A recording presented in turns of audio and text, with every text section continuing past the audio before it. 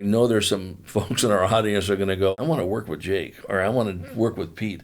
Those folks who want to take this sort of path to work with a Harpoon, where do they go? How do they do this? But I think working with Harpoon, if from a consumer perspective, that's easy. We do all the reach out there. From a company perspective, that companies that want to be a part of the ecosystem, maybe pitch us for investment. We have a pretty active presence on LinkedIn through Harpoon VC and our internal accelerator called Black Flag, where companies that want to work specifically in the defense tech space but don't know how even to start, which a lot of companies don't even know how to start looking. They want to spin out their idea out of a current company. They have no idea where to find product market fit, who to talk to in DoD, how does funding work and all that. Our accelerator Black Flag provides those kind of wraparound services. Even if we don't invest, we've gotten 800 applications over the first fiscal quarter that we had this accelerator open. We made 6 investments, but the rest of the companies that we know have great things to offer the defense market will still make the important connections for them to their initial customers, for them to decide whether this is a market they want to go after or not.